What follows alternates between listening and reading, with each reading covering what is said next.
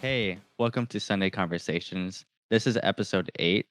Today is a special episode, a little bit different than usual. But I'm talking with Joey of Joey's World fame and Nick from Numerality Zine. Today, we're going to be discussing our top 10 records of 2021. So it's definitely like a different episode than usual. I mentioned that earlier, but I wanted to have this type of episode. One, because I just want to talk about my top 10 albums, and two, to be able to do this with Joey and Nick is going to be really fun to do. So I'm excited for that. I guess just like a little bit of ground rules, if you will. What we're going to do is go uh, from our 10 all the way down to our 1. So we'll be going in clockwise order from my screen. So it'll be myself, then Joey, and then Nick, and then we'll just go all the way down to our number 1 record of the year. Also, another thing I want to mention is Nick and I are not going to have Sunday Drive or NMZ releases on our list just to keep it fair. Otherwise, our lists are most Yeah. likely just flooded with those. Just talking about our own releases that we helped put out. um, but yeah, other than that, we're pretty much free to choose whatever records, whether that be an LP or an EP. We kind of like didn't want to have only LPs to not limit ourselves to like any really good hardcore or like smaller EPs that came out this year. I don't even know if I could name 10 LPs. Yeah, yeah. Uh, I think most of mine are LPs. I think I have like maybe 2 or 3 that are EPs. Hmm. Um, but yeah, I think we're going to get started. Another like shout out I wanted to do is 100 Words or Less podcast. This is definitely inspired by them. I listen to their like end of the year episode almost every year. It's always fun to listen to. So shout Shout out out to them. Ray Yeah, Harkins. Ray and Jeremy and uh I almost forgot the name of it. Oh, 6131. 6131. Yeah. Yeah, not Sean, but Joey? yeah. Yeah. Oh yeah, Yeah. Joey. But yeah. Yeah. But yeah, go listen to their episodes. I'm sure they'll have one out by the end of the year as well. But yeah, I'll go ahead and start with my number 10 record of the year, which is A Dream About Love by Circa Survive. This band I've loved since I was like 12. So it's like kind of been cool to grow up with them and hear their sound evolve over the years. Also having the chance to learn more about the band, just like listening to podcasts or whatever interviews that they have.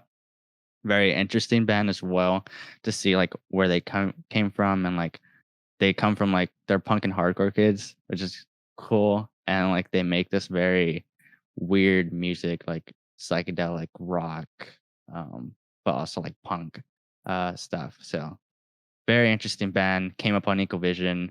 Um, Former members of Pennsylvania hardcore band The Stay Forward, um, and a couple of others that I can't remember right now. But Anthony Green, of course, is famous for Seosin, uh, and countless other bands. But yeah, this new record, Dream About Love, is like their most different record that they've released so far. It's very ambient, much more pulled back than the usual like harder Circa songs. Um, there's a lot of influences, and I'm pretty confident in saying this because I know Anthony is like like just hearing like interviews with them, like hearing him talk about inspirations. I'm pretty sure like Bjork played like a huge influence in this, um, because of the just like the music, the way it's like structured, and like even like the vocal melodies and stuff. So that really caught my attention the first time I heard this. I was also, at the time this came out, I think I was in California on my California trip, and it was like it was a midnight release, but in California time it was only like 9 p.m. or something. So I was like driving with my friends, and it was nighttime, and the record came out, and we put it on, and it was just like a really cool like night drive album. So that was my first experience listening to it, and then when I got home, I was excited to like listen to it with headphones like by myself.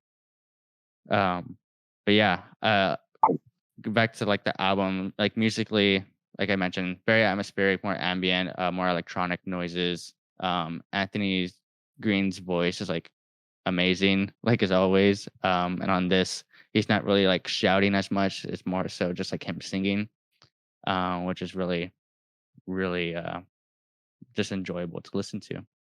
Also, the album art is great as like every Circa Survive album is. They work with the same painter who does like all the album art, so it's all like cohesive and very, very detailed. Joey, I'm not sure if you're familiar with them. Yeah. No, I think I'm in a similar boat. I have not. I listened to the song you put in the playlist, which I think we should share, but I haven't really dived in to their newer material. But their painter is awesome. I forgot their name. I follow them too, but and I love when bands have like continuity among their releases, where it's like, oh, like I could walk into any record store and pick it up and say, oh, this is going to be a Circa Survive record, or you know, in that vein or wheelhouse. I grew up with them too. I remember that the first one I heard was the one with the lady with the balloon head. On Letting Go. Yeah, on Letting Go. Sorry, and then Blue Sky Noise was like the follow up to that, and I had a it came out when I was on a trip too, and I remember I downloaded it on iTunes the night before it came out, and I had a very similar like experience listening to that one. As you saying, like driving, and it is like kind of like their music to me always feels like the record feels like a journey. Yeah, definitely. It's very like music. I don't even know the word to describe it. It's like musically like very artful. In the way that they structure everything. It's definitely like crafted music for sure, which I like really appreciate. Like because you know you can experience that through so many different art forms, like mediums. So when you hear like come out through music, it's like really cool. Because something that I myself don't experience very often. I guess you kind of have to discover that stuff, you know, that type of music yourself. But in this like realm of music, that genre that we all listen to, I don't think it's very common often, at least. Yeah. Was it a first album like a while, or are they still kind of releasing stuff every now and then? This is their first album since like 2017 ish, 2018 maybe. Yeah, and it's also an EP. It's only 7 songs, which they don't often release EPs, and 7 songs is kind of like you know, almost an LP, I know, but like I think they wanted to like cut it short because I think they wanted more attention on each song, which is a thing that they mentioned as well. That's cool. But yeah, definitely recommend that. Dream About Love by Circa Survive. That was my number 10. With Joey, if you want to talk about yours. My number 10 is the Glitterer record, Life Is Not a Lesson, which I feel like is a really strong follow-up to the Looking Through the Shades, which was his record that came out in 2019. That record, I feel like he put out 2 EPs before that one, and then went out with this full LP that came out on Anti, which is like a subsidiary of Epitaph. And it was like a big crafted thing. Like he had Alex G do all the production on it and all this other stuff. And I feel like he learned a lot from that. And then he went and took that to Life Is Not a Lesson, where I think he was in charge of most of the production and mixing of the record, and it was more just him exploring and playing. I think the imagery, the one music video where they're all wearing like bug heads and like chasing each other around the town and like blowing up TVs and stuff, I really like that, and I love like this suburban like boredom that he captures in his music, and kind of relates to the novel he wrote, Horizontal Rust. And also, like, I feel like right now he's like in the steps of like crafting this like world through his like lyrics and like his introspection and like looking at the world around him, and knowing that it's all one person building this thing. And like I know he's playing live with a full band now, but knowing that he's like seeing this whole project to an end, I really identify that with the way I make art and like put it out in the world. I think him going away for a period of time, writing a bunch of songs, releasing them, and then like doing this like big production with them and sharing them and touring them is really interesting. The cover art's awesome with the two flowers and like the green. It's like very like 60s like Andy Warhol style, like screen printing looking, and like I don't know, he's got like a very good eye that like matches the sound that's like very like old school like branding and just like to the point. And I feel like his music is like, although like poetic, it's very direct in the way it hits. Like all the songs are like a minute long, and really really interesting. Yeah. Yeah, this record wasn't on my list, but I definitely listened to it, a few times, and I enjoyed it. I did like this one better than the last record, and I think it's mainly just because you had that full band experience, um, versus the Yeah. last one that was more, I guess, like electronic beats and stuff. But I just think like Ned's voice like fit really well with, I guess what we're used to listening to. That's probably why. But Yeah, kind of why. definitely. But yeah. I was like reading something that he is like like his family is like he's like a trained singer, or like his mom was like a music teacher, so that he knows how to like sing. And I love when somebody knows how to do a thing and they intentionally break the rules around it, Yeah, I that's think cool. that's one of my favorite like things with like art, or like you know like the form of like music, or like, oh, I know how to write a hardcore song, how can I break that, how can I Yeah. make it different? Yeah, and I like that you mentioned the album art too. It's really good. I don't own the record, but I've seen like the back cover of it. And I really like the way the back looks too, with like the pictures. Um, Yeah, I think one of the guys from Milspec designed it, right? that makes sense. Yeah. I don't Um, know off the top of my head. I should have looked at that. It's really Yeah, cool. totally tracks. Yeah, the guy. I mean, all the mil-spec art is awesome too. yeah. I think, And is it the same person that did an album that'll probably be on my list later? I'm assuming. yeah, I think so. Okay. Yeah, their art is very kind of consistent and like that Mm. like type of style, which is really good. Really good typography, too. It's cool. But yeah, definitely a good album. I think Check it Nick's out. Yeah, I never really got into Glitterer, but I did get into Time and Pressure, a band called Time and Pressure. So that is number 10 on my list. And so, Joey, you've met James and stuff then, now that he's in Ohio, right? Yes, I have Okay. a character to say the least. Oh yeah, to say the very least. Yeah, so number 10 on my list is Time and Pressure, Halfway Down. I've known like James and Drew for a while, since they were in a band called Perfect People. They were like in the very first issue of NMZ.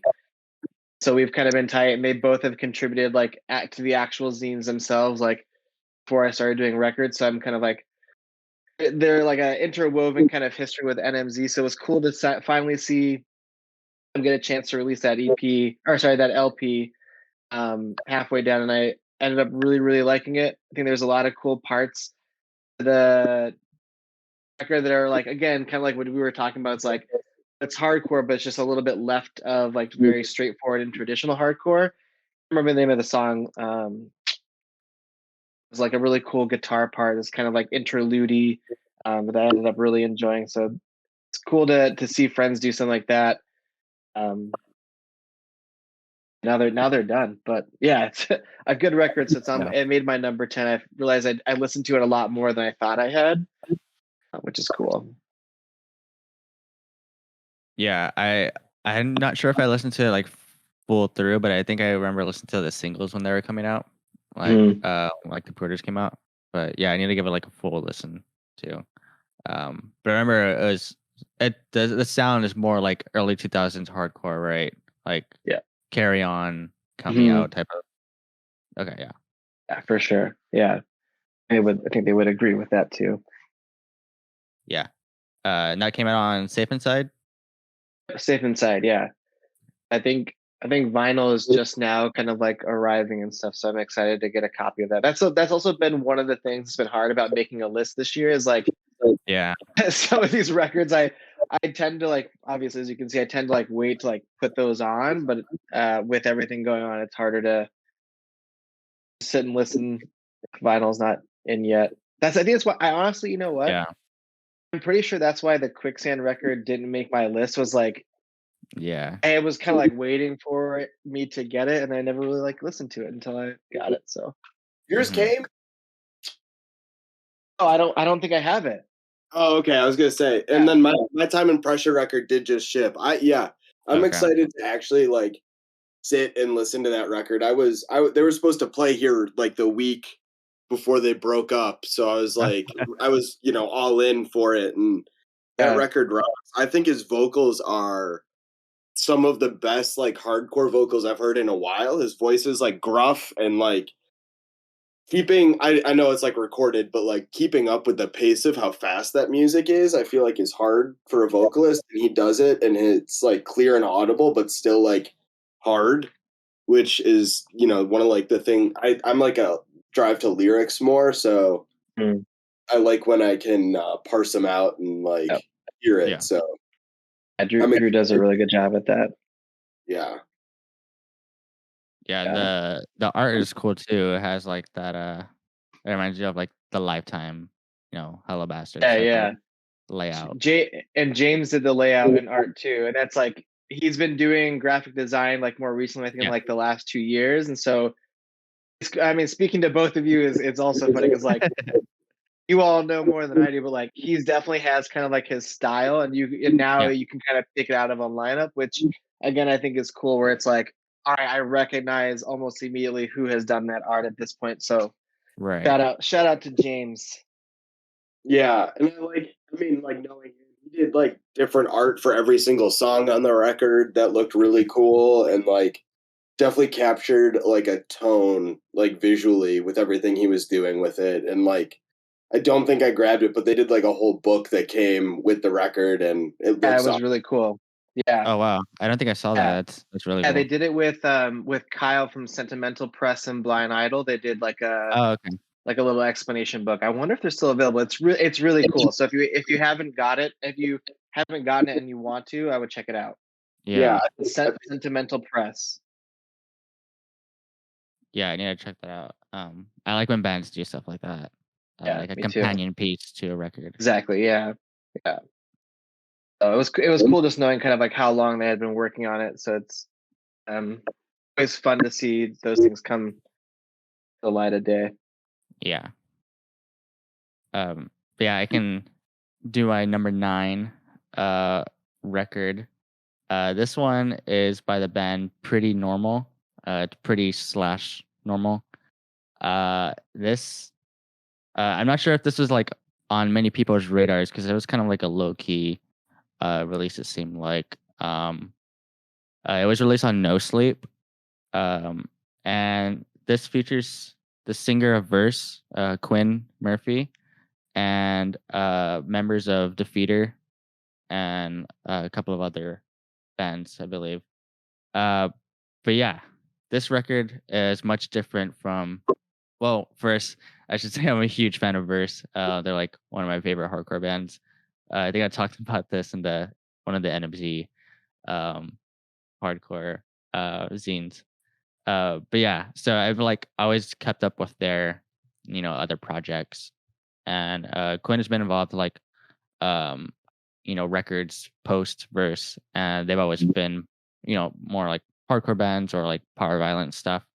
Whereas Pretty Normal kind of draws it back to more like post punk almost sounds. So you hear like Joy Division type of like guitars and like more like singing, uh more similar to that. Not and I should say like Joy Division isn't like the one-on-one comparison, but I like hear like influences in that, and like just like a bunch of like um you can hear like a bunch of influences from like post punk to like indie rock even. So it's definitely like a more chilled record overall than what I'm used to hearing from Quinn. But yeah, the songs are super catchy. I remember when this came out, I think it was in the spring. Um, they put out I want to say like a flexi or a lathe cut like a year prior to the EP actually coming out. Um, so I remember like hearing a single, I was like, I need to listen to this. Like when it finally comes out, and then it finally did like a year later. And I listened to it and I had it on repeat. Um, when I was making this list, I was going back through like the whole year in my library. Um, I'm not sure if Spotify does this, but on Apple Music, it like organizes it by like recently added, so you can see like when you added it to your library. And it That's has like super helpful. yeah, super helpful. Funny. but yeah, I saw this like very early on in the year, and then I did like the replay thing to kind of make this list very fair. Because if this if this list is my top 10, I had to like listen to it like on repeat or like really loved it and like listen to it a bunch. So I kind of like use that like as the to verify that this all makes sense. Um, but yeah, Pretty Normal was on there, and yeah, I don't know if I have much more to say to that other than to listen to it, especially if you're a fan of Verse. I want to hear them doing something different. Even if you like Defeater, I would say check this out too. Sick. I don't have any like I don't know if I've ever really dived into Verse. Really. But I like the album covers like a Lego guy. Yeah, it's Yeah, really I was weird. I was I'll- just checking that out and I was like, oh, I should look at that. But I yeah, pulled it up to listen to it. But yeah. next on my list is the Spaced demo, which I know both of you two are familiar with. Newly signed NMZ band. I am from Buffalo, like I grew up there, and I have been seeing Donnie, their guitar player, play in bands since I was 12. Um, and it's been cool to see his growth and change as a guitar player and like kind of direct a band in a way. Like I feel like he's like the ringleader of the group, and I like his idea. Like he was just telling me, like he's like, I grabbed a bunch of kids that like are new to hardcore, they're into pop punk, but they have like good energy about them, and like I want them to be in this and like show them how easy it is to make a band and how we can do this and make like a scene.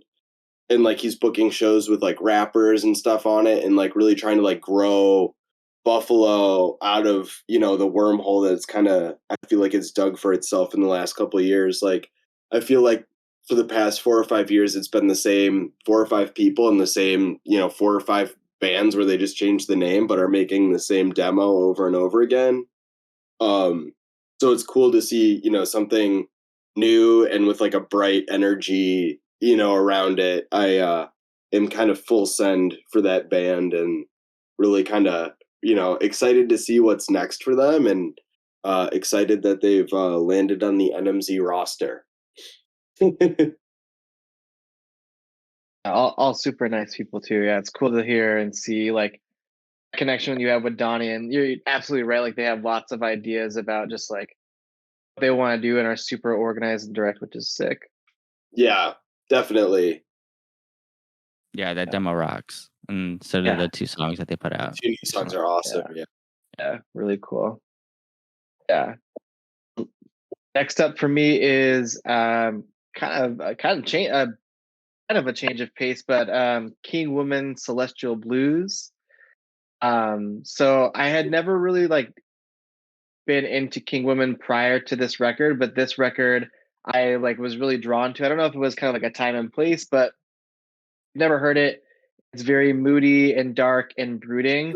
And the singer of King Woman has like a very like beautiful but also kind of like ugly voice that I really enjoy. So it's like more on the side of like that burgeoning kind of doom, slow metal type music. So I really enjoy. I think it was just like maybe I was bummed out or something. I was like, oh, listen to this, and also like if I can't put Porcupine on my list because it's an NMZ release, but the last song on the new Porcupine EP was like one of my favorite songs this year, and Joe and I were kind of joking about how it's almost like a hardcore version of King Woman.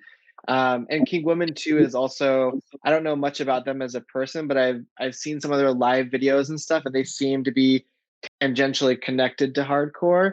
So I don't know if I'm drawing a blank on the name. Super Unison, singers Megan. They also play a couple times with King Woman too, so it's cool to see even the lineup and the connection to hardcore. So I really have been enjoying Celestial Blues. I think that'll also be a record as winter starts to get even worse. I'll probably find myself listening to that one more often. So Yeah, that's another one I like really like have a deeper listen to. But when I remember listening to like the singles, for example, the yeah, guitars are super heavy, and I really yeah, dug that. It's that's so really good. doomy, yeah, like you said. Yeah, sure. Let me see. I'm going to my number 8. Um, so number 8 record is also like a little bit different.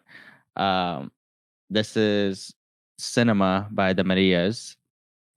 This is I actually don't know much about this group. Um, uh, I think I want to say LA, but I could be wrong. Um, but it's very they're I'm on their profile right now. It looks like they are from LA, but they're like Puerto Rican, looks like. But yeah, so the music is Respect. very music is very like pop. There's like pop music, but really good pop music, and it's one of those records that you can listen to like from top to bottom. Very cohesive.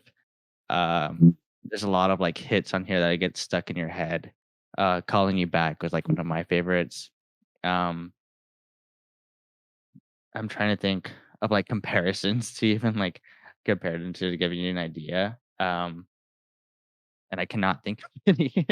But they're they have like Spanish lyrics as well as English lyrics. So I like that too. They kind of have like the two contrasting, but done very well.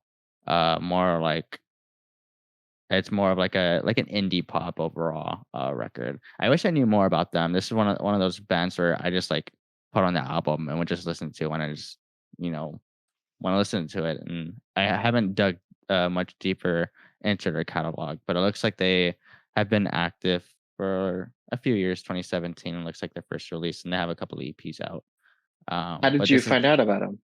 this came up on my like I think it was just like the new music like thing that Apple gives you, Okay, yeah, or yeah.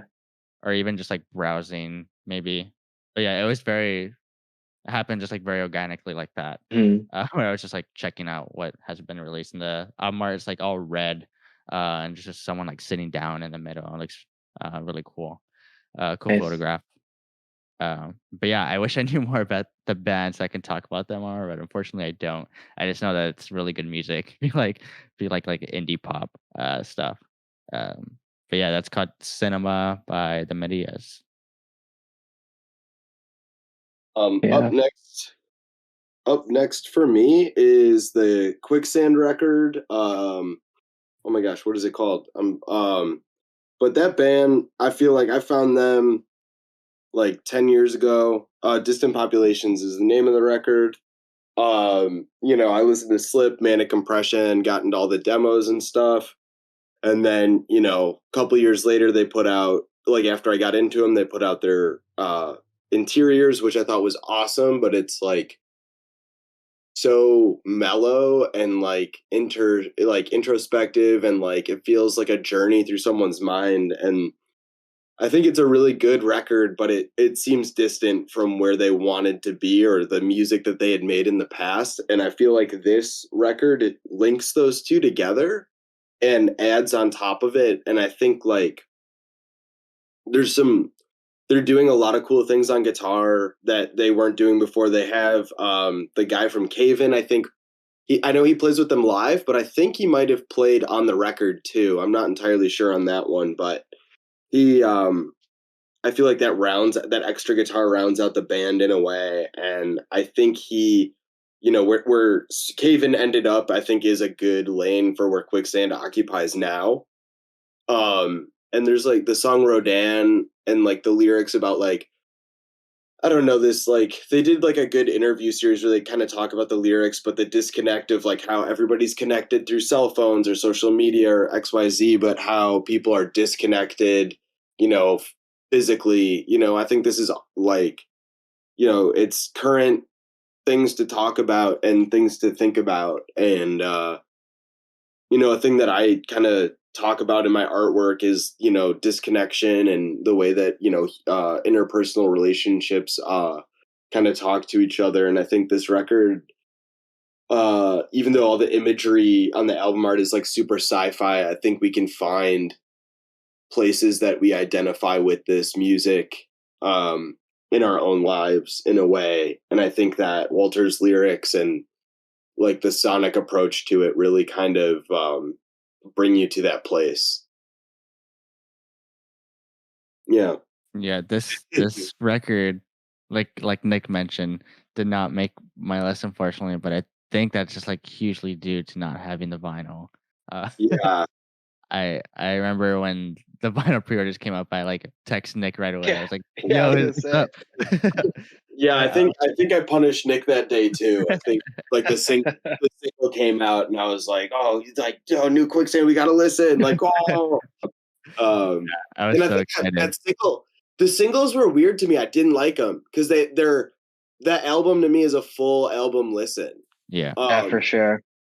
The singles feel like snippets out of context. Like I can listen to them now, but alone. But when I first heard them, I was like, this seems like I was just dropped in the middle of like a song, and I don't know what's going on. But now that I can see the full picture, I like can understand it a little better. Yeah, that's a good point. One of the singles, I'm trying to remember the name of it, but it has a very like Radiohead vibe to it, and I really like it. It's like Was Inversion a single? Inversion, No. Missile Command, or Brushed. Brushed. No. Brushed was like the chiller one. Yeah, Yeah, Brushed. that's the chiller one. Yeah. Yeah, I really like that song. I liked all the singles actually, but I do agree that they're like kind of out of context. Like it is definitely a full album listen to, and yeah, it's super good. I like that you mentioned like the past record too from Quicksand. I feel like it's so underrated. It's like It's super great. good. Yeah.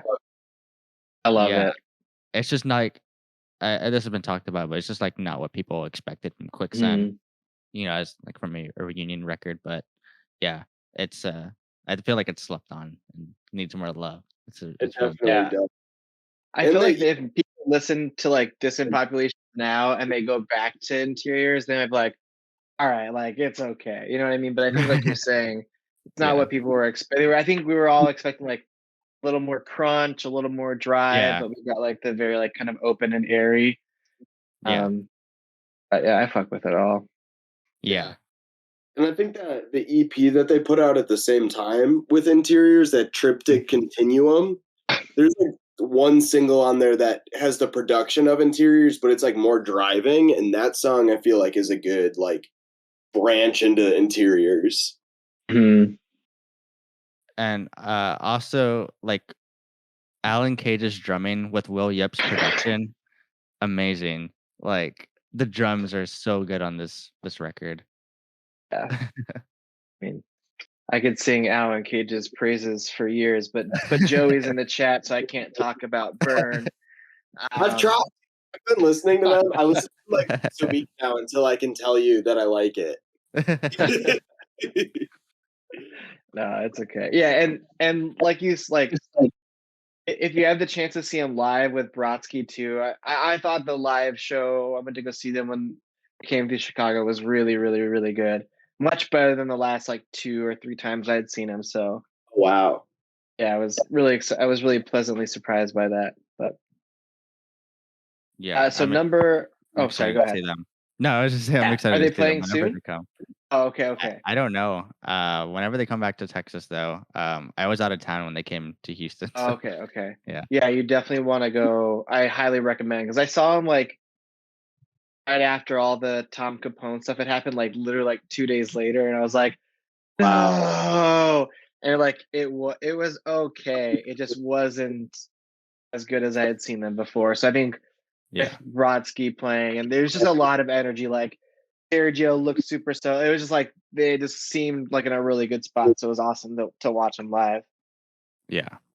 That's cool. Yeah. So number 8 on mine is actually kind of linked to number 9, but it's Deafheaven Infinite Granite. So I loved this band like early on, was really into it. Actually, Joey, I drove to Wisconsin once to see them and Paul Bear like all by myself just because I love both bands. But then I definitely fell off like the last album or maybe even 2 albums, I don't even know. But when I heard the single for Infinite Granite, I'm blanking on the name of it now. I think it might be Great Massive Color might be the one. Yep. But I was just like, holy shit. I was like, this is fucking rad. Yeah. And people don't cancel me for saying this, but like it sounds like Morrissey's vocals a little bit like at the beginning of that song. And I love Morrissey, or loved past tense and the Smiths. So when I heard that, I was like, this is really sick. So I was excited about the album. I wasn't sure if I would end up liking like the whole album just based off that single, but I actually did. And kind of like what you were saying, Jonathan, like I looked back at my Apple replay and I had actually listened to it like many times, which I think was again like it was a cool like I can put it on in the car and drive and like have this experience, listen to it, and not have to think too hard. So I definitely recommend it. That's also a record that I'm like anxiously awaiting the vinyl because the whole packaging to that looked amazing when I pre-ordered it. So Yeah. Shout out Nick Steinhardt. Amazing designer. oh yeah.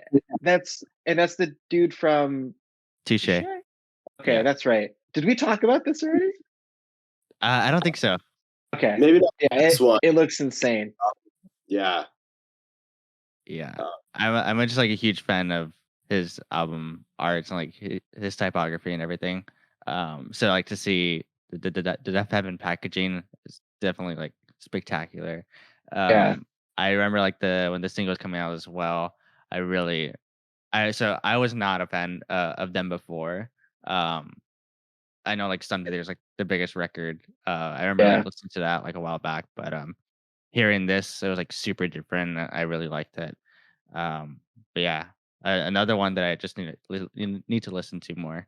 But I remember it was really good, like pretty much shoegaze. Yeah. A little bit different. Yeah. I think it scratches my like doom metal shoegaze itch because it's like a really good and like almost black metal, like a really good kind of melding of the two. And I like how like as you continue to listen to the album and then like the last couple songs, like, oh, okay, that's like very old Deafheaven. So it wasn't like completely missing, but it almost just felt like it was working up its way to like very like kind of intense parts. So I really enjoyed that more than I thought I would. I like honestly, I was just kind of like the Deafheaven, whatever. Yeah. That single really grabbed me. So Yeah. great choice and great way to use a single and like really kill it. I think so. That's a good point too. It's like how you can capture so many people with just one song, because like a lot of people will probably just dismiss Deafheaven because they know, like myself, like I just didn't like them before.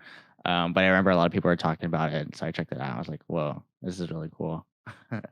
Yeah, I'm in the same camp with Jonathan, where it's like Deafheaven, I feel like has always been on the periphery of like things I like, and so I feel like I always like I want to like it. It's like Burn. I like want to love it because everybody I know loves it, and then I hear it and I'm either just like underwhelmed or it just like feels like something. But that Mass of Color single really kind of grabbed me in, and I did listen to the whole record, and I do think like my favorite thing is when a band says we're one thing and then we're going to do something different. And I think this record is like that tie together of like we can sing, we can do other stuff, but it really is like a universal good record.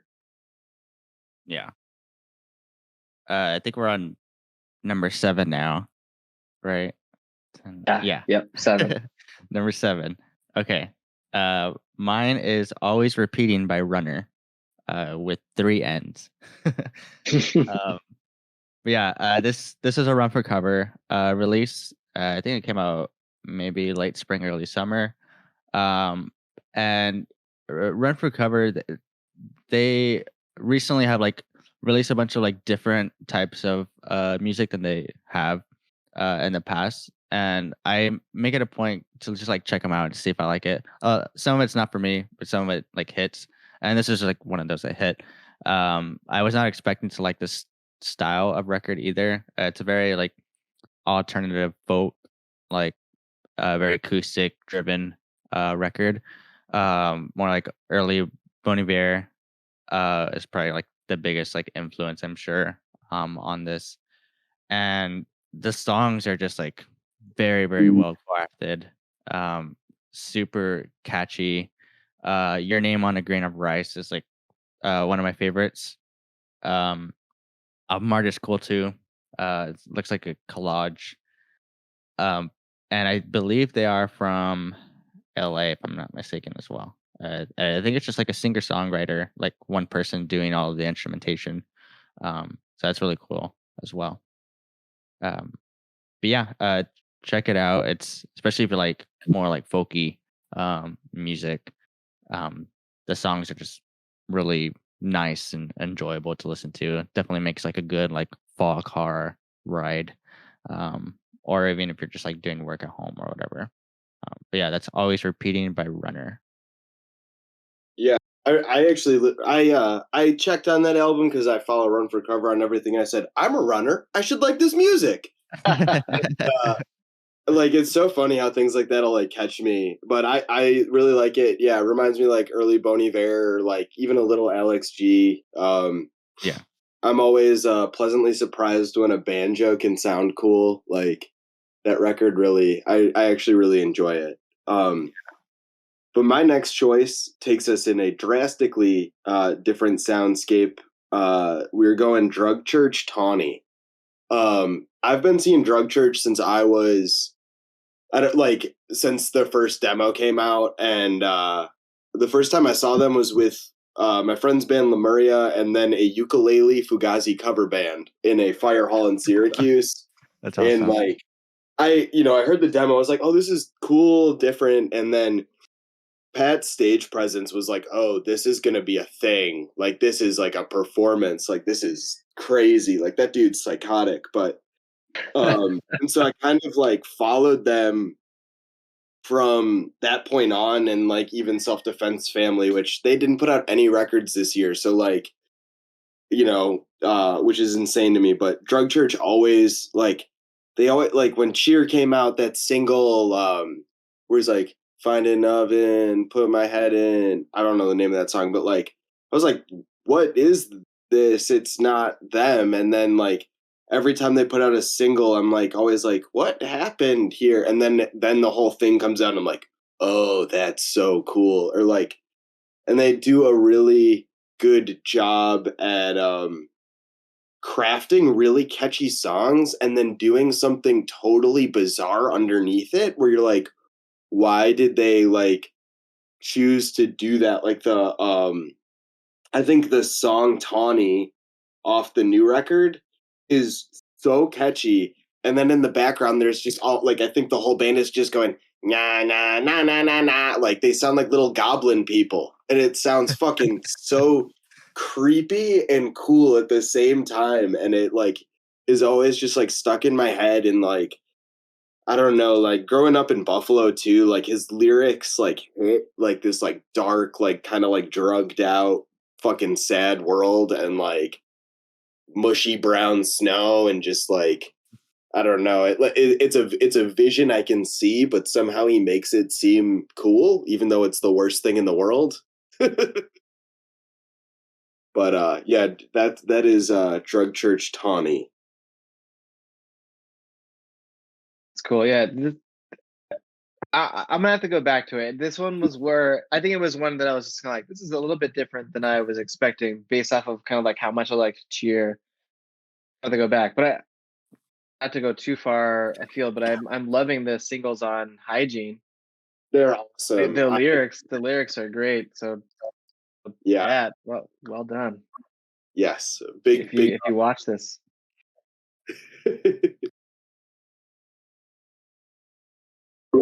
Yeah, I think it's up to you now, Nick. Oh yeah, yes. So number 7 for me is Fiddlehead Between the Richness. I mean, yeah, a lot can definitely. I think there's a couple records like moving forward on my list. It's like, what can I say that hasn't probably already been said in a million press releases? But I think I just really enjoyed this record.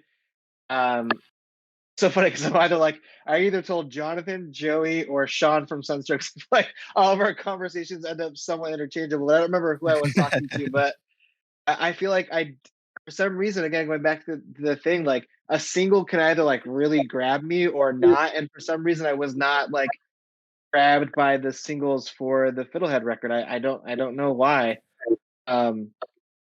It's like I knew I was gonna like the record almost no matter what, but for some reason the singles didn't quite like get me. But hearing the record in full really gave me kind of like an experience of listening that I enjoyed. Also, when I saw the video for Down University, I was like, oh my god, I was like crying like a baby. Like, what a great fucking video. I think it just like So did a good job of like visualizing the lyrics of that song. And then like, knowing Pat and like having seen Fiddlehead since, and having it like them kind of talk about that situation, I just really, and being a teacher, so I was just kind of like, oh my god, like this is so good. So I think the record is really great. I feel like I could listen to it almost at any time, any place, like with anyone too, which doesn't always happen with music that we enjoy. I can't just like put on Burn with like my 6-year-old around all the time, but like I feel like I can play Fiddlehead kind of in the background and still have an enjoyable experience. So I think it's like a really good record that came out, and also kind of came out too like a point in the year where we had all been kind of waiting to be like, well, what's going to happen? Like, I mean, Jonathan and I, we released so much music in 2020, but some bands didn't. So it's kind of like, when is it going to start? Like, when are people going to start like releasing the things they were holding on to? And I feel like Fiddlehead was like one of those first bands, like, boom, like here it is, we've had it, and they're like, here it is. So it was kind of cool to have those expectations met once the whole full record came out. Yeah, it was a good time to put it out for sure. Yeah. I'll hold my thoughts till later in my list. I have a lot to say. Jeez. Yeah. I mean, that one didn't make my list because I knew it was probably going to be on yours, but it's a record that hits so hard. And like, I was in the impression that I'm never going to see this band just because the way they tour. They're never going to play anywhere near Cleveland, Ohio. They have like no affiliation, but they played Toledo with like Dare and a couple other like cool hardcore bands, and it was like felt so special, and I'm so happy I finally got to see them. And Down University hit me too in like a very specific way, and like I agree, that record rocks. And there is an undeniable energy of that band live that like I don't think I've experienced seeing any other band. Like seeing them at Back to School Jam, I remember, like I guess it's like 4 or 5 years ago, I was just like kind of mesmerized, like, is this what it was like to see like Fugazi, like trying to like find a point of comparison, because I don't think I had ever felt that way live. And Back to School Jam was like such a big space too, so it wasn't necessarily like super intimate. Then seeing them actually, Joey, I saw them at Madison. They played Whoa. in the cafeteria. That was the last show I went to in 2020. I drove up to Madison, That's awesome. and there was like nobody there. So that was also like a sick experience too. It was like so intimate, and like a lot of Chicago heads had driven up, so it was like a lot of fun. And then they played here at Chi-Town football like on November 5th. It was just like just oozing kind of like an energy that I don't think I've experienced really with any other band, and the way that you do with Fiddlehead, because it's like, sure, you can see like hardcore bands and like people going off and like you feel that energy, but like watching Fiddlehead play, it's like melodic, beautiful but dark music, and seeing kind of like the range of emotion is really good. So I mean, like, whatever, fuck it, it's a cool band. Like I don't know what else to say. Yeah, definitely. Let's see, number 6. This one is a little bit different as well. A lot of I kind of made my list not intentionally, but it just happened that a lot of like the latter half is a little bit different. There's a lot of Honestly, I've never heard like any of the ones you've been talking about. So you did a good job. Yeah, it's pretty cool. Like looking back at these, and I'm excited to revisit them. Also, because they all just came out at different points of the year, and I just remember having these albums on repeat. But yeah, this one is "Friends That Break Your Heart" by James Blake. James Blake is had became like one of my like most looked forward to like artists since the last record he did. I'm blanking on the name right now. I'm trying to figure that out. What is it? It's so good. Not Overgrown. Oh, Assume Form. Yes. So Assume Form came out in 2019, and Friends That Break Your Heart is a follow up in 2021. So yeah, James Blake is a producer from Europe, I believe. Produced a lot of stuff for like Frank Ocean, Kanye West, a bunch of like hip hop stuff early on. And he's been releasing like solo music since like the early 2010s. And it's always been like very interesting, like electronic hip hop stuff. And so Assume Form came out. That's the record like that caught me. And just it's like pretty much like a love record all the way through. Whereas Friends That Break Your Heart is not a love record. It's kind of the opposite. And I was just excited for this follow-up record, and it did not disappoint. I had a interesting experience with this one as well, because I remember when the singles came out, I did not like it.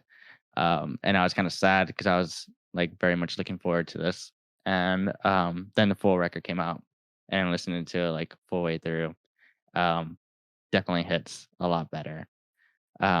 There's a lot of or not a lot, but there's some pretty good features on here as well, from SZA, JID, Swavey, and Slow Tie. They all like complement the album pretty well, and they all have like so much like influences from like hip hop and like electronic music. So yeah, and I wish I was like also again like more knowledgeable on like this genre of music, because there's not like a bunch of artists I listen to, especially like more on like the underground scene. James Blake is more of like a bigger artist, so I usually check like the big stuff from this genre. But I definitely want to dive deeper into this world because it's super interesting. And I should also mention James Blake is like an incredible singer. He's one of those artists where his voice is very soulful. He also does a cover of Godspeed by Frank Ocean. Not on this record, but it's just like a single, and it's beautiful. So if you like Frank Ocean and like artists like that, definitely recommend this. Yeah, I have That's the type of yeah. I was like, I feel like that's probably the type of music I'd like to play like in class or something, maybe. Yeah, I'd like to check it out. And speaking of pop music, my next one is Angel Dust, Yak, a collection of truck songs, which is pop music. Yeah. Yeah, kind of. It sounds like the Strokes to me, or like, like the Killers a little bit. I feel like it's been so cool to see the trajectory of that band, and like what it started out as to what it is now is insane.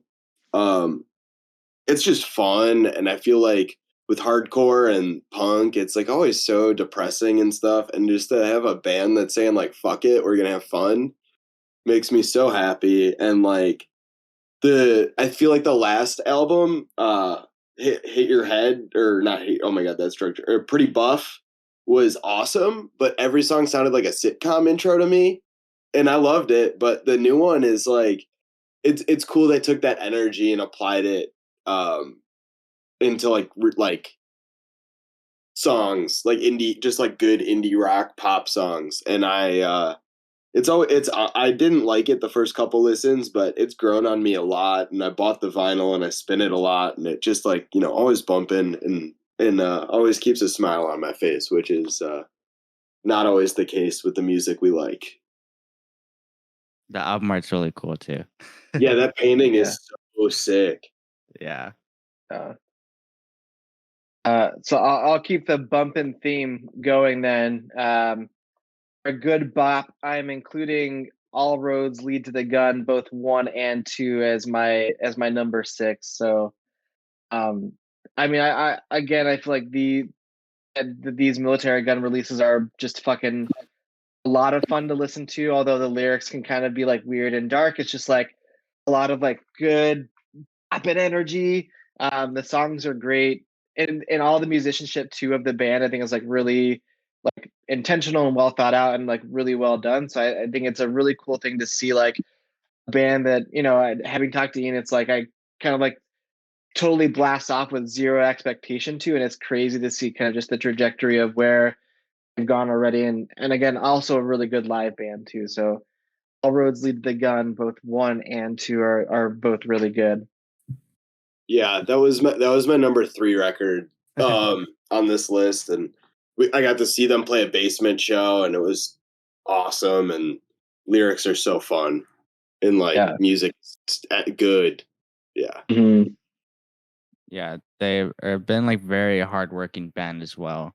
They just got off like a 50 date tour or something wild. Yeah. So yeah, shout out to them. Their shows are all fun. They have good energy. Um, the seeing the band like progress so far is since the 7-inch, and then so these 2 EPs were initially supposed to be an LP, I believe. But they broke them up into 2 releases, I guess, because at the time they recorded like a year ago, they weren't sure, what was gonna happen. I'm sure something like that. So having said that, they have recorded, these 2 records at a similar time last year. So to see like a year go by and them like toured all these dates, I'm very curious to like hear what their next like record's gonna sound like. Um, you know, I was talking with Max at the show, and he was just like talking about like that they want to have more of like a straightforward like rock and just rock it sound. So that's exciting to hear, and so yeah, I'm curious to finally hear that whenever that's out. Sure. I might have to dip while I'm gonna, because my computer, I forgot to plug in my computer. So you all continue to talk. Yeah. Let's see. We got number 5. Number 5 is "Call Me If You Get Lost" by Tyler the Creator. It's another hip hop record on my release. I'm in my my list of releases. So Tyler is a very interesting artist. Obviously came from Odd Future. Those early records, being like, a teen when it came out, it's kind of like the perfect age to get into Odd Future. I remember liking Goblin when it came out in 2011, and then I kind of just like didn't really listen to them after, surprisingly. And I didn't get into any of the other members of Odd Future until much later, like in college. But Tyler captured me my interest again in 2017 with Flower Boy, which is an incredible record.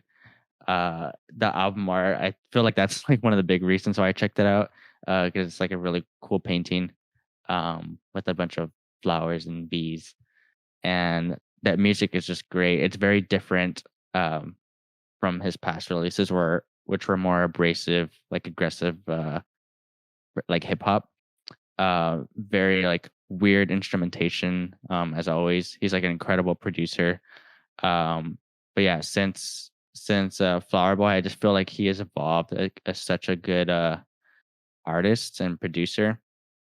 And so a follow up to that record was Igor, which is also really good, but also very weird.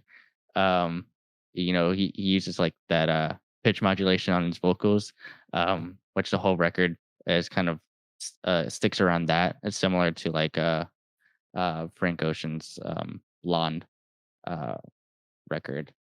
Um, so yeah, Call Me If You Get Lost.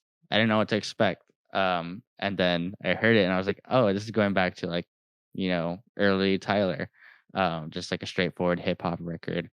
And it did not disappoint. It kind of combines like early Tyler and like the later Tyler music, as far as like him rapping, but like in a much just like improved like way. He's just like grown as an artist where he's just more than just like a hip hop, artist now. He's just like I feel like he's like a very strong just like artist of our generation.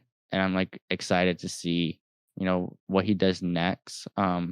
He just like launched like a perfume line like last week.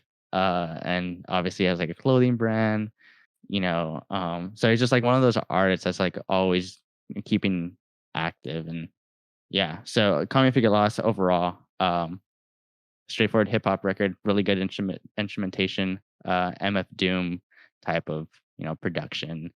I mean, there's a lot going on, but and I listened to his interviews and stuff. He was very inspired by like mixtapes that were coming around like 2008, like Lil Wayne, all those like types of mixtapes that were coming out in that era. And going back and listening to that, you can definitely hear that. So yeah, there's like a DJ Drama shouting all over this record, which is kind of cool too. It's very like hype. um, and my standout track on this is "What's Your Name," which is an incredible track, super catchy. Um, features Young Boy Never Broke Again and Ty Dolla $ign, which give the song like so much soul. So yeah, that's my number 5. I had to check that out. I definitely liked Igor. That dude's Yeah. just got like cool style, so Yeah. I'll have to give it a listen. Yeah, I'm in the same camp as you where I like dipped out. I listened to Goblin, dipped out, and then I feel like he came back with like Flower Boy and like was like a little bit more like it seemed like more professional or like more like adult, quote unquote. And I feel like that's where I jumped back on the train, and I'm in Yeah. a similar camp. Yeah. But my next one is Rest Easy Sick Days EP.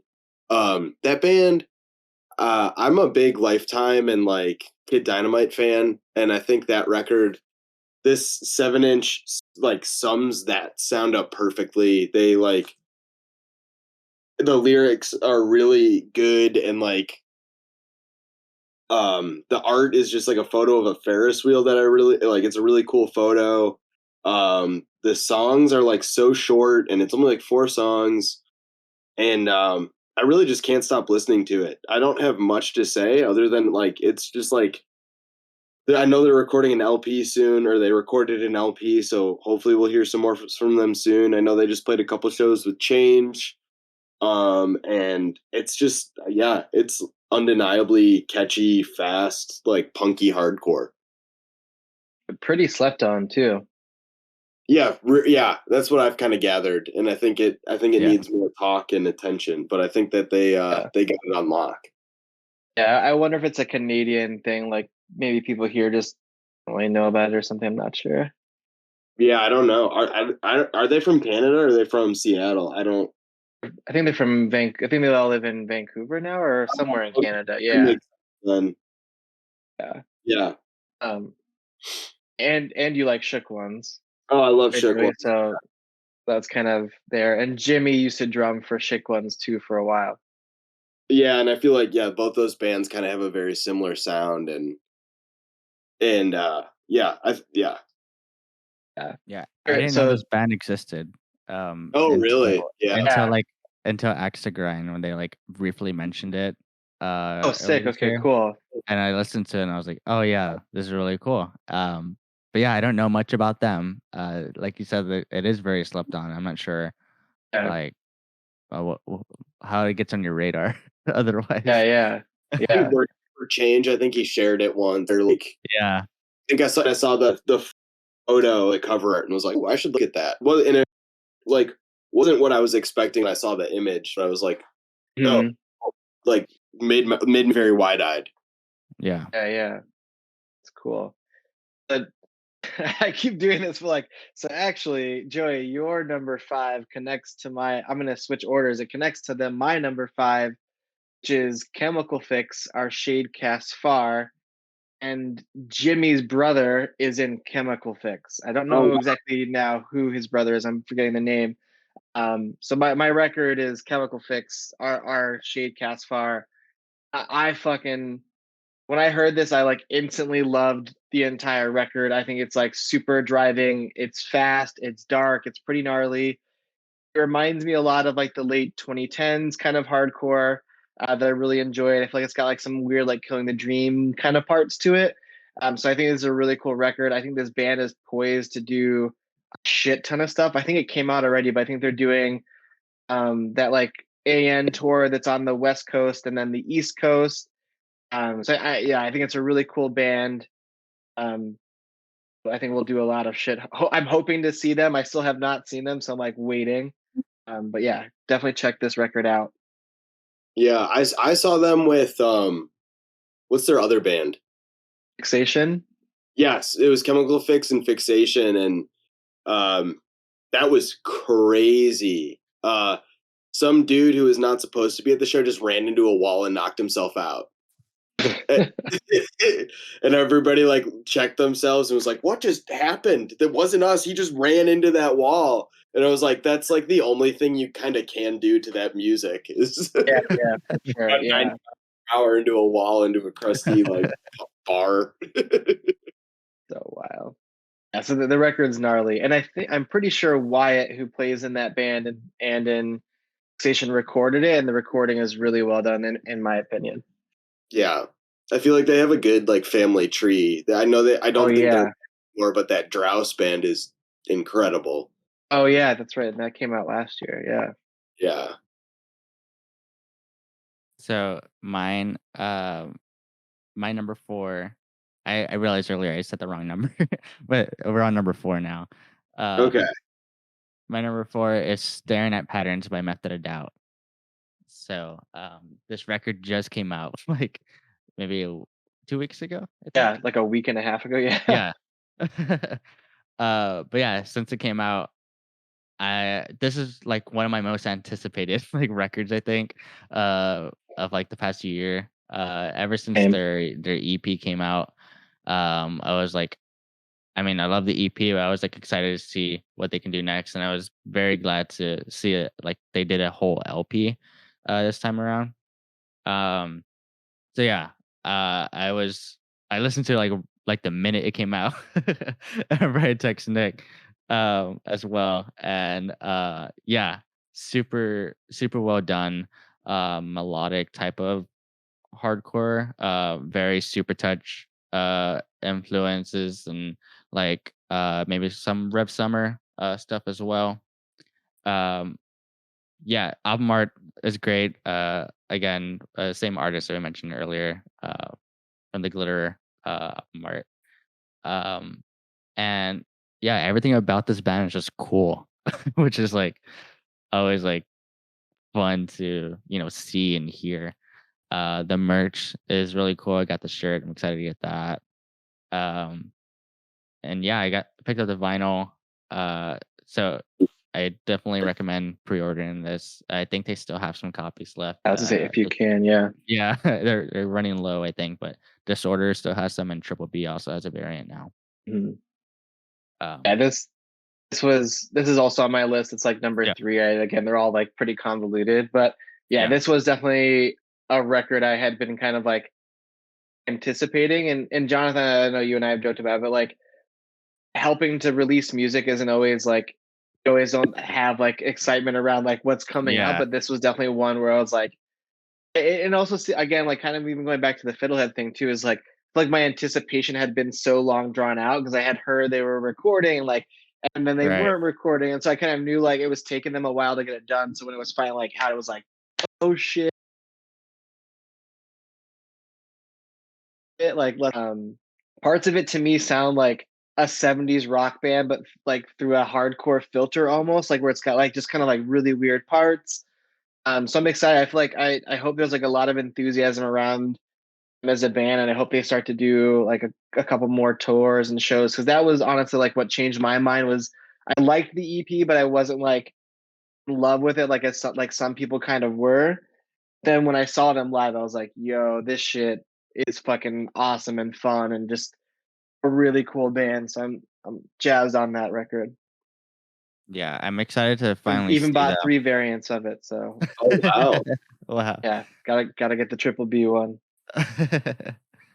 Yeah, I'm excited to see them. I haven't seen them yet. They came to Houston a couple of years ago, and I was a dummy and missed it. So I need to check them out whenever they're back, or hopefully Yeah. see them outside of Texas even, if that opportunity comes around. But Sure. yeah, it's just super good. I don't know what else to say about it. You have to listen to it. Yeah. It's like from top to bottom. Like all the songs are Yeah. well done, and like the closing track, "No Friends with the Mountains," like amazing closing song, an amazing song on its own. That was my favorite from the album. Cool. And I just think it's a band that does like a lot of things right in my eyes. Like, and they could have easily, I love that they like stuck with IOU, and they're like, we're in it with Yeah, IOU, and IOU is like us too. And so I just really like that kind of like bond that seems to exist there is really cool. And the way they split up like who's doing what record too is really cool. It just seems kind of like a lot of really good moves on that band's part without like totally blowing up their spot and doing things the way they didn't want to do them. So shout out to IOU also. yeah, for sure. Yeah, that's a good point. I love to see that them sticking together throughout all these releases. They could have released something like probably a huge label if they wanted to, but Oh, for it's cool to sure. see Yeah. that being released DIY. Yeah, I have not like fully. I haven't had a second to like since it came out to like really sit with the record, and I think it would be on this list if I had the time for it. Yeah. It sucks because that's the 7-inch like that came out, and I like was like, this is the weirdest. Like I don't know if he's singing or he's rapping, Yeah. or what he's doing with the vocals. Like I showed it to my friends, they're like, what is this? And then my roommate Ben, he was like, oh, I get it. And then like we just had this like summer where we'd go skateboarding every day and like jam that on the way to the skate park, and like I don't know, it is pretty like awesome music, and I wish I stuck to it more. My next one is close to home. It's my friend Andrew's band Slug on Delayed Gratification Records. King Very Vlad. Yeah, shout out Vlad, shout out DGR, Ohio on top. Yeah. It's on here because it is a band that has made me feel like a kid again. I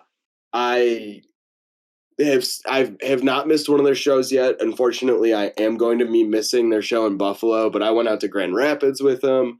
I've been at every show, like stage diving, moshing, acting like an idiot, and like something about writing like just dumb riffs and like intentionally writing lyrics that you can just like hear once and so you can pile on the homies, like is so smart. And it's something that Cleveland has needed forever. Like I don't know, it feels like they played that, DGR did the showcase and they kind of like stole the spotlight and like just kind of like reset the tone for like Cleveland hardcore in my head. Like, I don't know. It used to just be like, oh, I'd go to a show and stand in the back because I was going to get punched in the head or like, you know, like see a knife get pulled on someone or like, you know, some stupid thing. And having this new force and new energy with DGR and like Slug kind of being like one of the head things of it has been awesome and just like something I've needed for a long time. And I'm so happy it exists. And really one of my favorite things to see live, and the EP is awesome, super catchy, like straightforward kind of Boston hardcore. Yeah. Yeah. Yeah, It's a cool, shout out really cool DGR. band. Yeah, shout out DGR. I Adore saw you. that Bandcamp article that came out about them. I was so excited to see. Oh, yeah. It's very Yeah, well written that has too. done so much. I don't know how it Mhm. happened. I don't know why it happened, but that is one of the coolest. That article is very cool. Yeah. Yeah.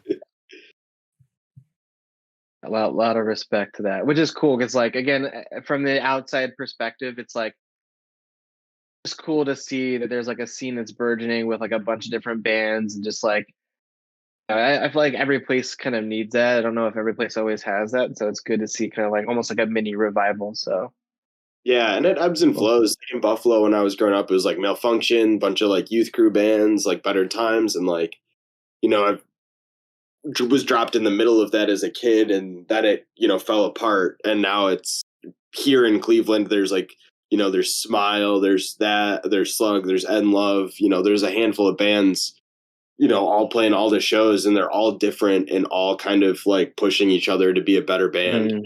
It's so sick. Yeah, it's really cool. Cool. My next one on my list is kind of like me cheating slightly.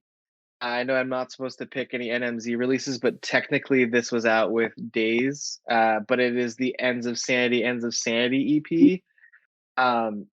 Like no joke. Like as soon as, because I had been like talking with Lumpy every now and then, but as soon as I saw that Days had put this up, I like checked it out and wasn't sure what to expect. But I fucking instantly fell in love, and it is definitely one of my most listened to like records or EPs from this year.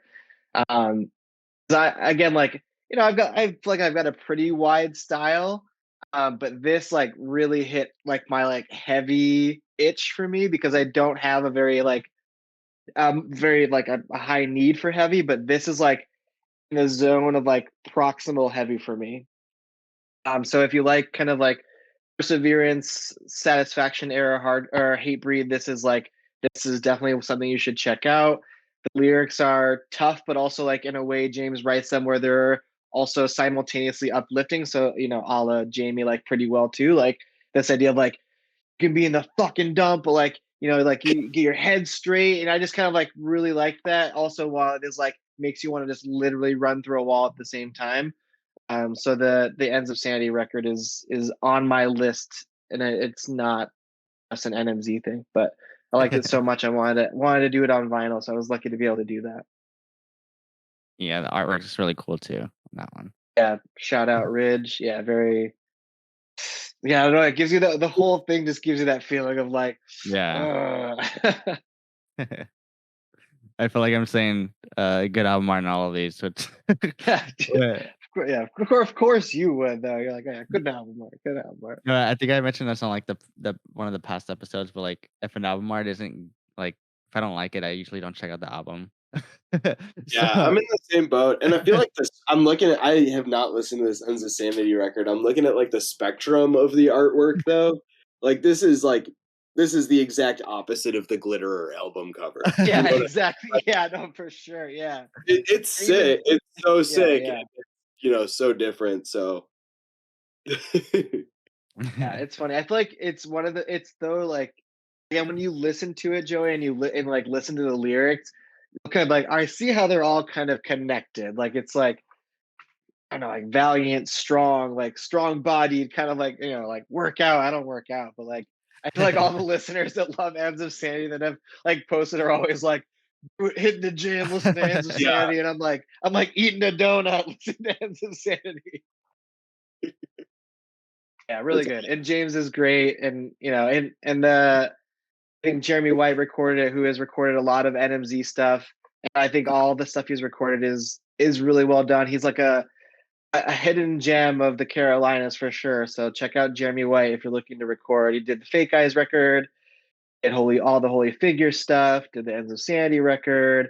He did his own project, which is called Watching Myself Die or Me Die. I think it's Myself, but it's like, Jonathan, I don't know if you've checked it out, but it's very like hum worship to a T. Yeah. It's like really well done. So Yeah, it's really Jeremy good. White, I think Jeremy is actually now in Ends of Sanity, if I'm remembering correctly. But yeah. Yeah. Shout out North Carolina. Shout out North Carolina. Super like upcoming scene right now. It's so cool to see everything that's coming from there right now. Sure. Yeah. We're down to the top 3. So these are our big ones. So number 3, which I'm sure we can all talk about a lot, is Turnstile's Glow On. Yeah, this is probably on everyone's list this year, which it deserves to. But like this record is just so cool. Turnstile is another one of those bands that are just like a cool band. Everything they do, and how they do it too. The way they release this record, with the film, and the EP, and they were like, I remember I was like, this is really cool, but I thought we were getting an LP, and then like a month later, or whatever it was, whatever time, like the LP gets announced, which is so cool, to see. And so one of the songs that is obviously very different, that is one of my favorites, is Alien Love Call on here. They collab with Blood Orange, which is a really good artist. But them two together is just like the perfect pair. I feel it's definitely like a much, slower, dreamier Turnstile song, but having that like break in the album is really cool. I feel like the track listing of it is great. You have a good mix of like the straightforward, like well Bad done. Brains era hardcore, and then you have these breaks of just like fun, like electronic drums and stuff. So yeah, they have been one of the bands, one of like the only ones I can think of that like are like progressing hardcore, in like a huge way. Like this band is huge now, which is like so wild to see. Like they're gonna be on TV like this week. Yeah. Which is that? Is that it's on Late Seth Show? Meyers' late Yeah. night show. Yeah. I saw that. I was like, oh, crazy. Yeah. Yeah. And like they did like the collabs with like clothing brands, like I got the carpet, skate deck, got a couple of Nice. shirts and stuff. So I was like all in on this record. I got like the rarest variant too, which I like a cool brag I can say. Yeah, that's cool. They sold out super quick. Yeah. I checked on Discogs. People flip that record so Dude. much. It's like $600 or something. That's insane. Yeah, it's fucking wild. It's so weird to see, but yeah, every time this band does something, since Time and Space came out, I feel like they just like have evolved so much. Yeah. But yeah, we can talk about this band forever, I'm sure, but yeah. What are y'all's thoughts on it?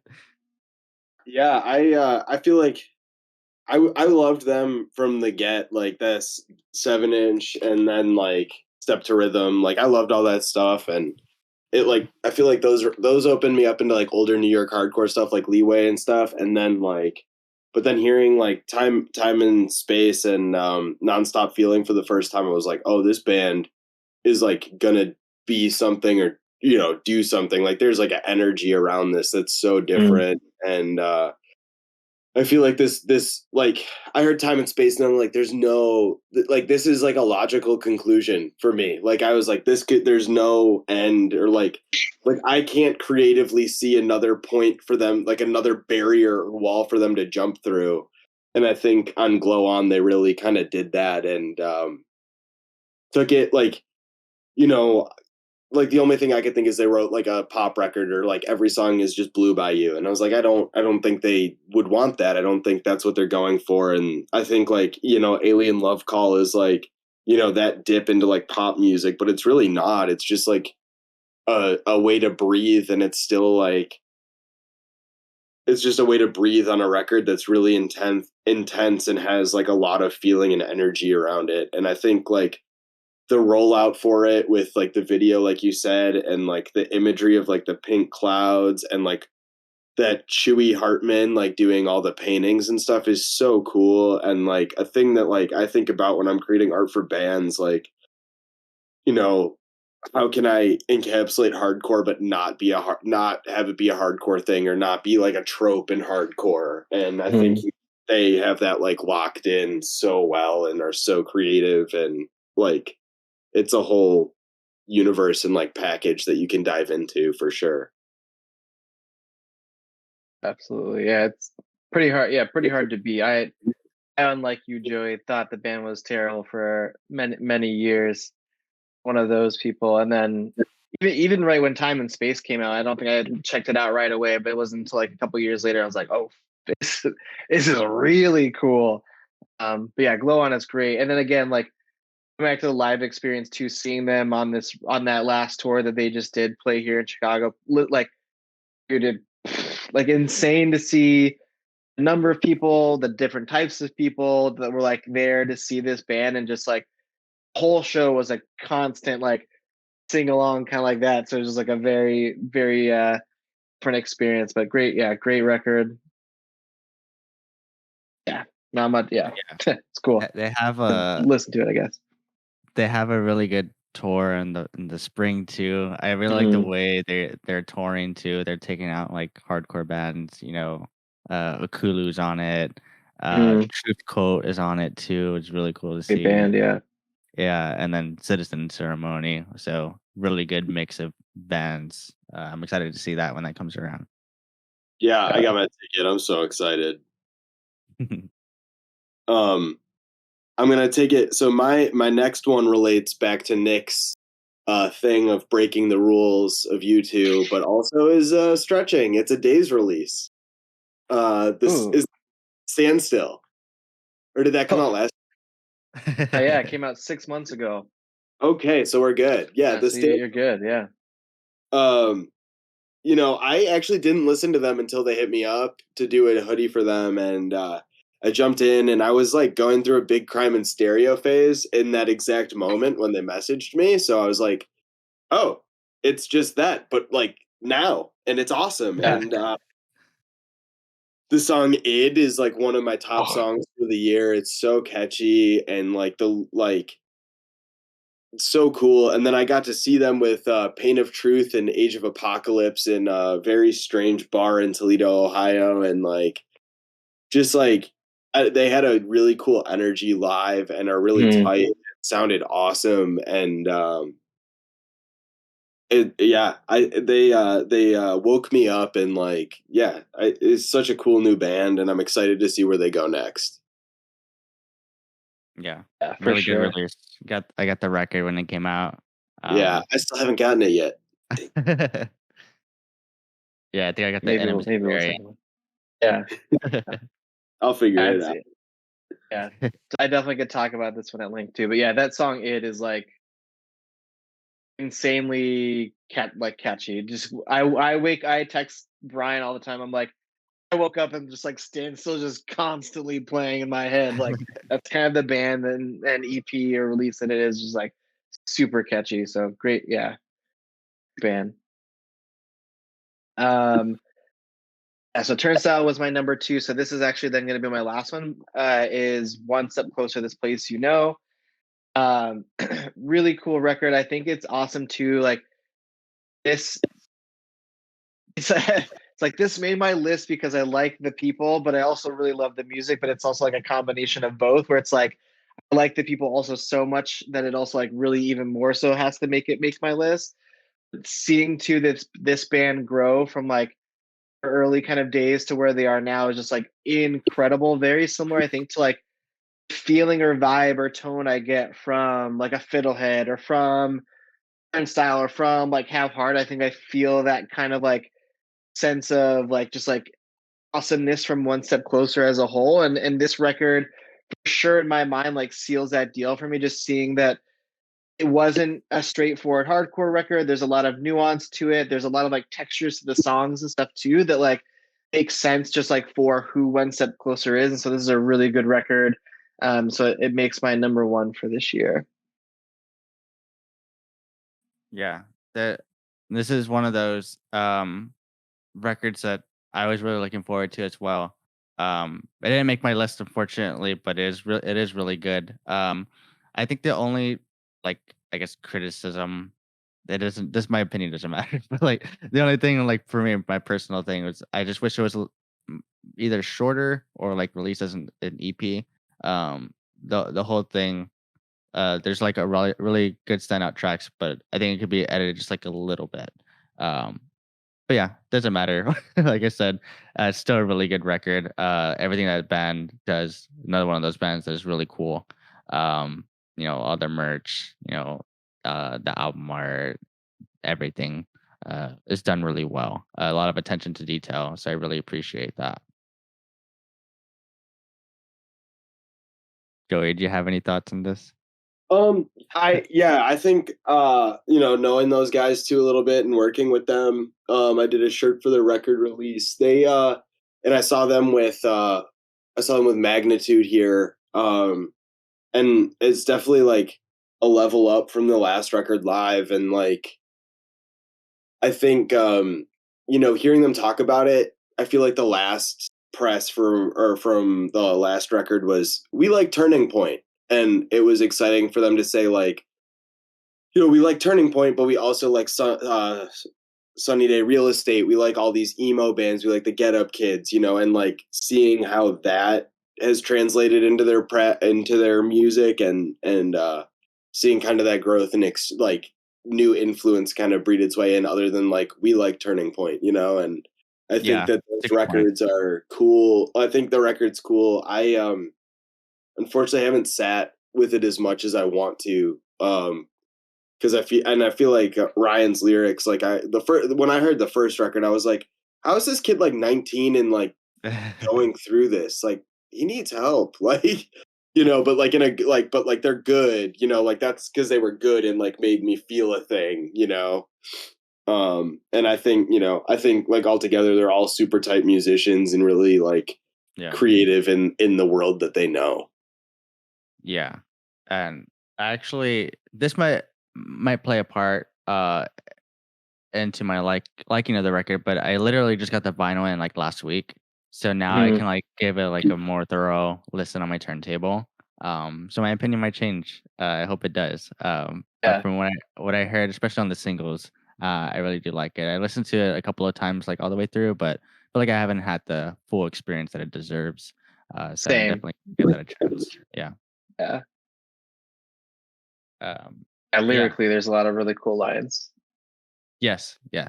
And all One Step Closer stuff. Really good lyrics.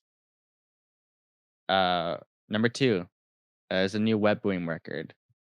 This I that was an honorable mention. Yeah, this I didn't expect to come out. So I was surprised like that they announced like a whole EP. And I didn't know what to expect either. I really did like the first Webwing record that came out, I think 2019.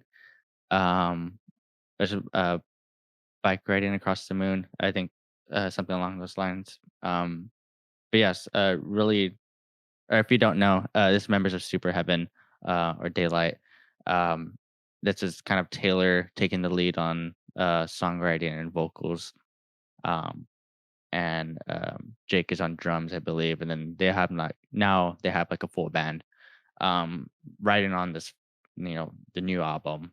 And yeah, I did not expect to like really love it this much, but I love it. Like, it's one of those records that I can just, like you mentioned earlier, Nick, like putting on whenever.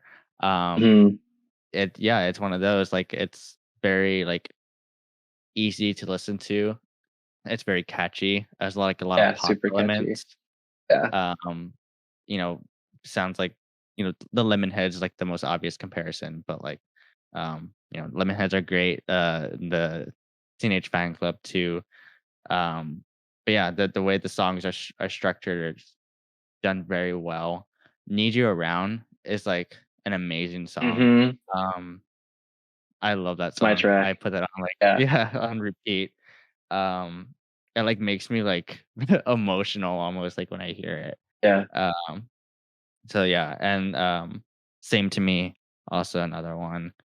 Um, and what's the is Nature Around like the one the California? I moved to the desert. I don't remember what song that was, but that's another Maybe one I'm of my mixing up the favorites. songs. Is Yeah, what is Make a Time. I don't know. But yeah, all the ones I mentioned are like my favorites. um, so yeah, that's my number 2. Yeah, it's a really really cool record. I love how like moody sounding it is, but like the lyrics are like tongue in cheek and kind of cynical, which I think is Yeah. cool. Mhm. Really like it.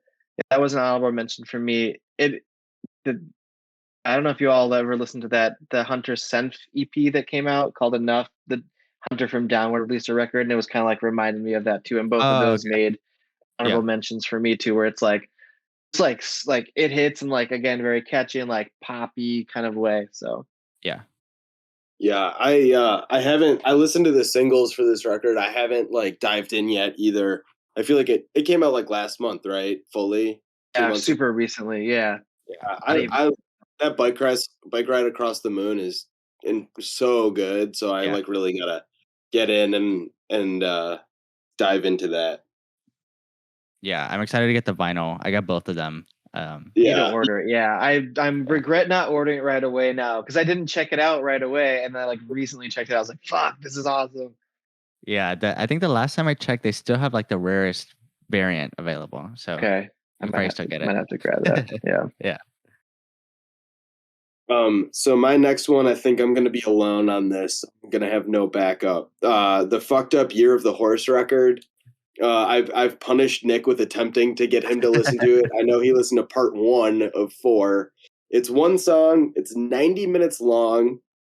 And it is a story about a horse that was supposed to be the thing that released a noose, and then it ran free.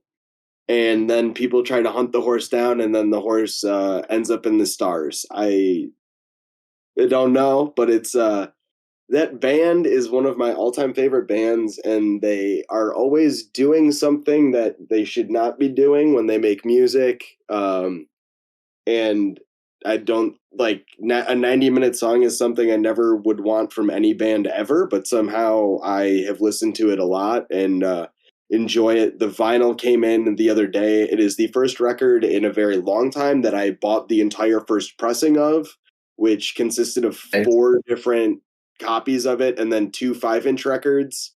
Whoa.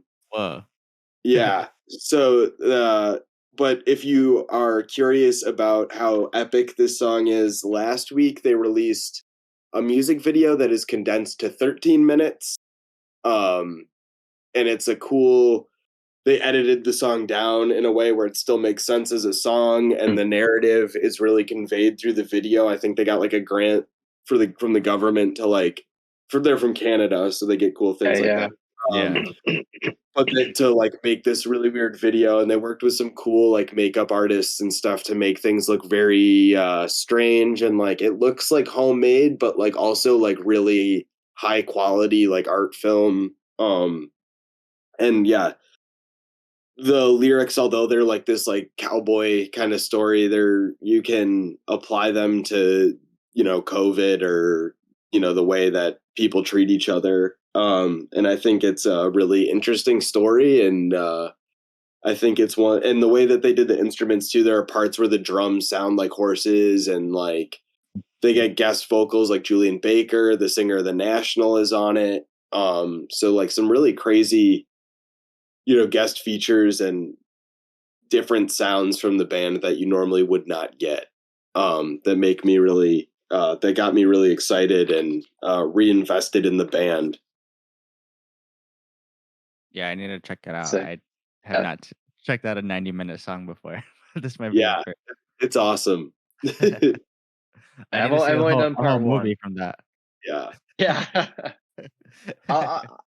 Joya, I will commit to checking out the rest of it for you. I will do See that. the video. Yeah, because I do like Fucked Up. Fucked Up again too. In my eyes, is like another band that very much like we're seeing like with Militarie Gun and all these other bands. Like it's like we're rooted very deeply, obviously, in hardcore, but we are transcending or like are just outside of it in a very big and different way. And really, yeah. Yeah, I feel like they wrote the template kind of for that, or like helped kind of open that possibility up for a lot of people. Yeah, for sure. A lot of people though at the time were like, they're too cool for hardcore. Yes. Yeah, I can imagine. But Nick, did you finish your list then? Right? Mine's all done. Okay. So I did my number one, which is Fiddlehead, Between the Richness. So I know you talked about this earlier. But yeah, this album is just everything that you said. I agree with.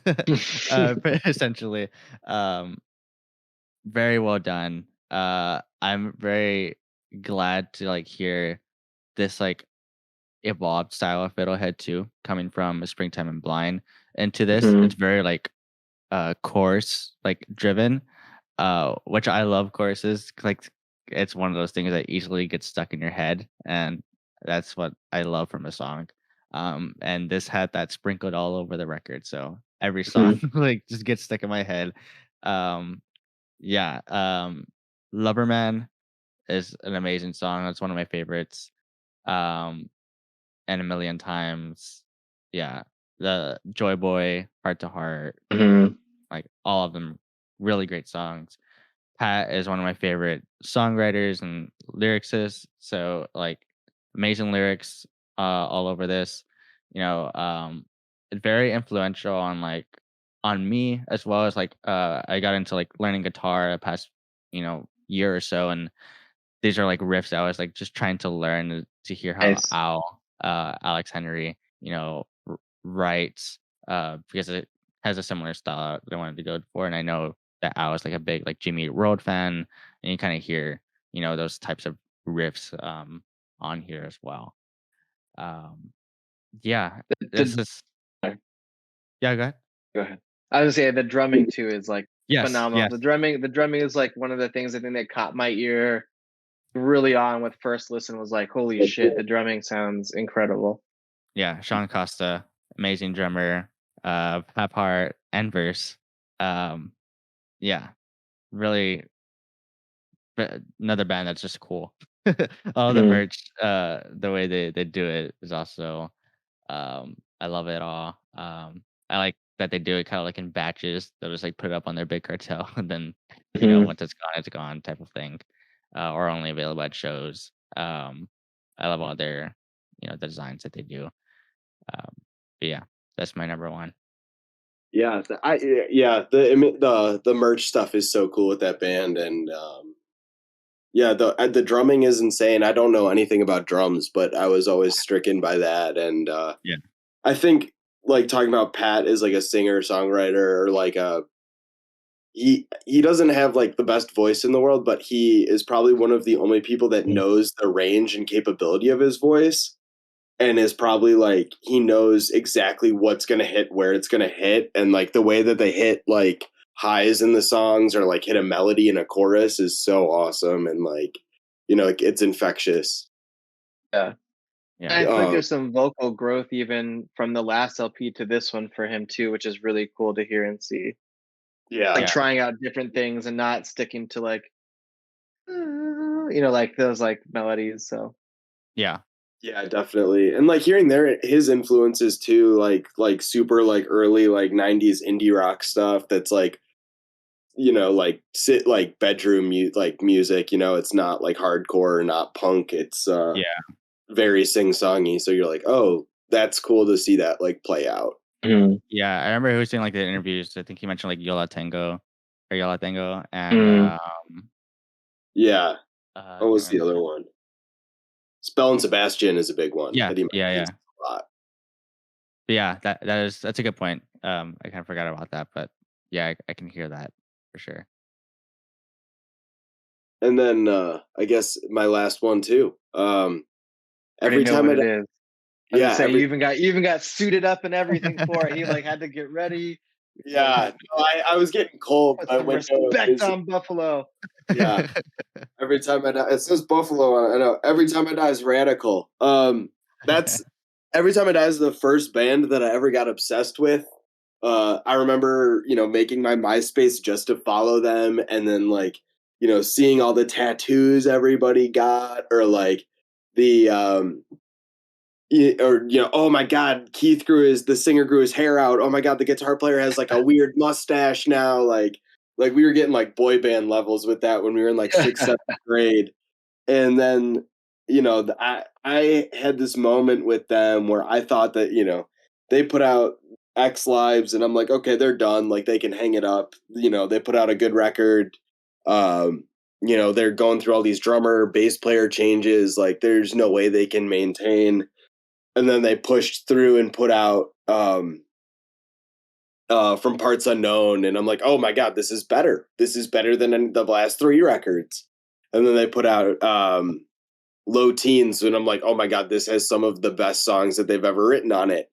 And then this record, they put out the 2 singles maybe like a year ago, and were on repeat for me, like nonstop until, and then they put out the next batch, and then they put out the song that they put out, out with the announcement of the album or the pre-orders. And it's just like bass riff that's super catchy, and they sing the whole time.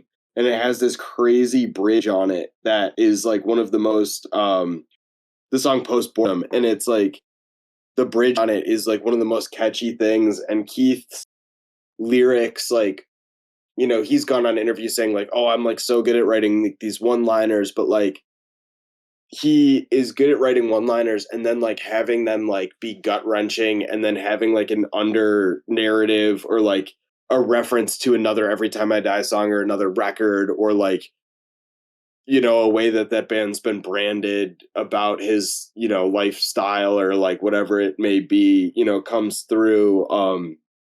And it's so funny, they put Buffalo, New York on all their merch, and they've never really referenced Buffalo in a song or anything, but the song Sly is about, has this line, give my love to Buffalo, Buffalo. And it's like this like crazy like breakdown that's like one of the heaviest things that I've heard them play. And then my personal favorite song on the record is called Hostile Architecture.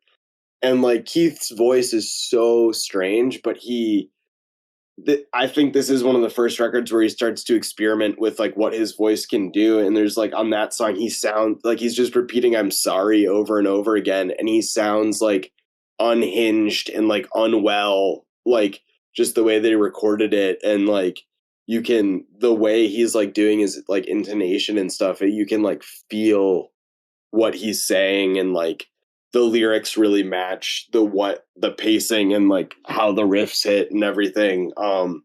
Really truly one of the best records I've heard in a long time, and I think has some of my favorite songs from that band. There's a couple duds on there in my opinion, because it's 16 tracks for a record, which is a little insane, but I think overall it's a pretty like, untouchable thing. Yeah, I that's don't know. my end of the list. I haven't listened to them much as a band at all. So yeah, it's just one of those bands I need to give a shot. And Yeah, I feel like they have a blind spot for a lot of people, and I think just being from Buffalo, like I was going to those Christmas shows when I was in 7th grade, and like seeing their trajectory from small club to 6,000 cap room sold out in an hour is insane. Yeah, I know they mean a lot to like especially Buffalo kids. So yeah, for sure. I can't forget the cowbell. There's a cowbell on the record. On this record, they brought it back. On this record, they brought it back. Oh man. Yeah, it's that track it's called All This in War. It has the cowbell and it has the singer of the Chariot on it. Oh, so it feels definitely like a throwback then. Yeah, very throwback song. Yeah. Wild. Awesome. Well, those are our top 10. But yeah, I feel like we should give a honorable mention to the stuff that we helped release. Obviously, that would dominate our list, I'm sure. Yeah, especially just in terms of listening time. Like, Yeah. that's what was so hard about this too. Is like, well, what did I spend the most time listening to? Oh, all of these records. Yeah. First the Knife 1,000 times. Fully Figures 1,000,000 times. Yeah. Yeah. It's so yeah, shout out to Sunday Drive and MZ releases. Go check them out if you haven't. For sure. Thanks, Yeah, go thanks check to that shit out. Joey who had a hand in those as well, Mhm. in one way or another. But yeah, we made a playlist. I'll make that public whenever that goes up. To add a song from all the albums we discussed. Cool. So if we talked about something you might like, go check that out. Maybe you'll find your new favorite record. For sure. But yeah, thank you for listening. This is Sunday Conversation.